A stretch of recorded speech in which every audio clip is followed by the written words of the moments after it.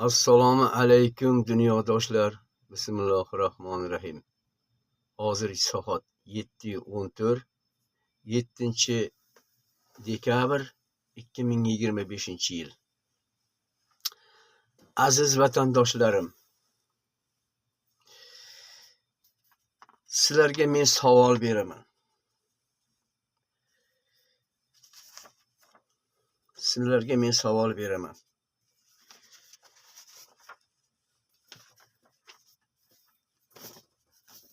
Mana bu qaror haqiqat. Mana bu ko'k fioletoviy pechat. Mana bu haqiqiy oxiri. Mana bu pochirk sotiladi. Mana bu pochirklar alohida kompyuterda rasmga tushirilib, bu ish beradi. Kimlar uchun? Qalloblar uchun. Mana bu imzolar. Mana bu nima belgi?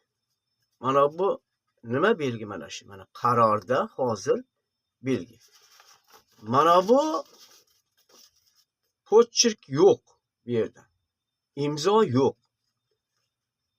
Hammasiga javobgar mana shu tagidagi mana bu skaner deydimi, nima deydi? Mana shu javobgar. Buni o'sha korxonani kompyuterini topish uchun, mana uni belgini topish uchun bu o'limdan qiyin. Ajal buni topib olish, qaysi kompyuterda chiqarilgan. Mana shularga javobgar mana shu tagidagi belgi.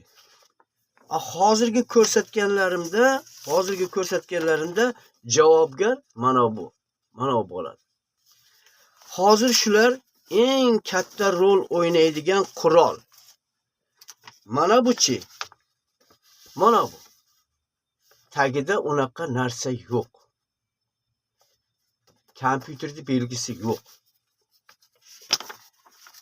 Endi oxirida mana imzolar bor. Lekin kompyuterda belgisi yo'q. Bu ko'chani vazifasini bajaradigan qaror. Bu ko'cha qarori bu. Ko'cha. Xohlagan odam o'zini kompyuterida chiqarib olib, mana bu pochirklarni hammasini juda ham kompyuter bilan o'rnatish oson. Hozir yagona darschaga kirsangiz qo'l qo'ying deydi, siz aynagingiz ustiga qo'l qo'yasiz, sizning imzoingiz boradi. Xuddi shunaqa vazifani bajaradiganlari mana shu pochirklarga ishonib o'tab o'tiradi. Bu qaror ham Oliy sudda devrasida kiritildi. Birovni hayotini, birovni mol-mulkini hal qilib o'tiribdi. Skaner yo'q. Imzo bor. Mana buni alohida pechat qiladi boshini, eng oxirini alohida pechat qiladi. O'rtasiga o'z xohlagan narsasini kompyuter bilan yozadi-da, borib, mana seni qaroringda shunaqa bor ekan. Sen qaroringga qo'shilgan.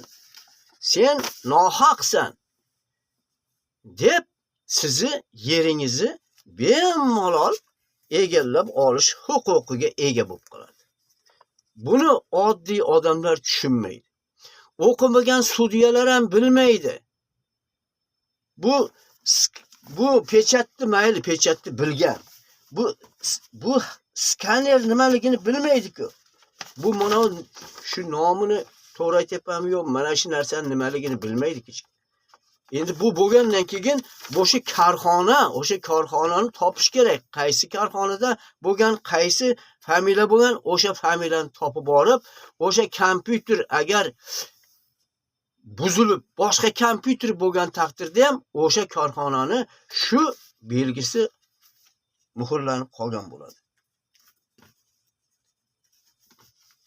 Mana hozir bunaqa narsalarga e'tibor bermasdan o'qimagan sudyalar ham shuni delasiga kiritib olib, musulmon xalqini oddiy xalqni juvarmak qilib tashlamoqda.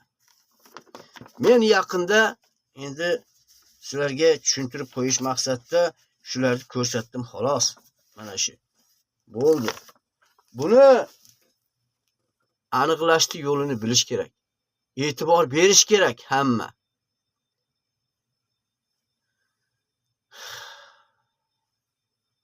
Davomi bor.